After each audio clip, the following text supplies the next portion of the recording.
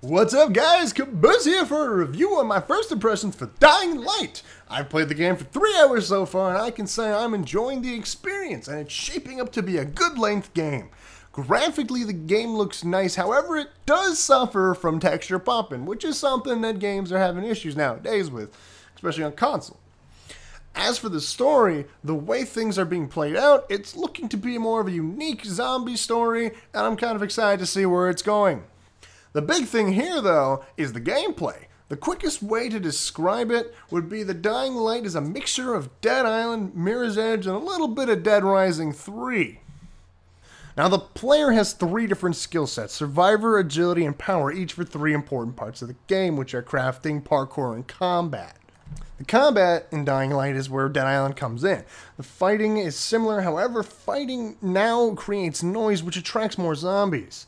So this time sitting there kicking zombies may not be in your best interest. You'll probably eventually get overrun because your weapons will break and kicking doesn't do enough damage to kill zombies all that well.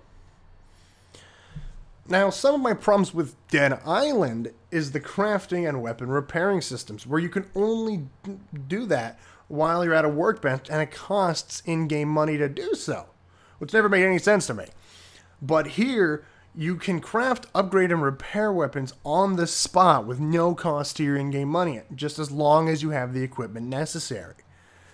Now, if you die, instead of losing some of your in-game cash, you take a hit to your Survivor XP and respawn at the nearest safe house, which I do like more than just losing some of your money and respawning somewhere nearby. So a big part of the game is the nighttime.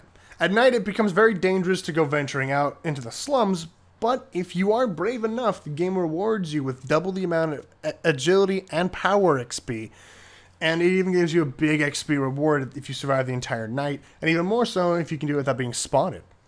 But if you choose not to go venturing at night, you can simply skip it by sleeping in a bed on one of the safe areas. Okay. So lastly, there's the parkouring, which is usually difficult to perform in first-person games. Here the game is very forgiving though, and kind of helps you grab onto ledges when necessary. And the parkouring does feel like a big part of the game, this allowing you to escape hordes of zombies during the day and find shelter during the night. It's also useful because it provides an alternate route to avoid having to face zombie hordes, because as I said, it's a bit more like life-threatening to face hordes straight on. Also, this game has containers where you have to lockpick, and the lockpicking system is just like Skyrim and Fallout. Now, a big problem I have with the game is some of the controls, specifically 2 buttons, the jump and this weird searching ability that you have. Now, I'm playing on an Xbox One, and on this controller, jumping is the right bumper and your searching ability is A. It takes some time to get used to for jumping to be right bumper, and I've tried. You can't actually change that button around, and that's really annoying. Because I would like to have those 2 buttons switched. But other than that, it's a pretty fun game, and I actually kind of recommend it so far.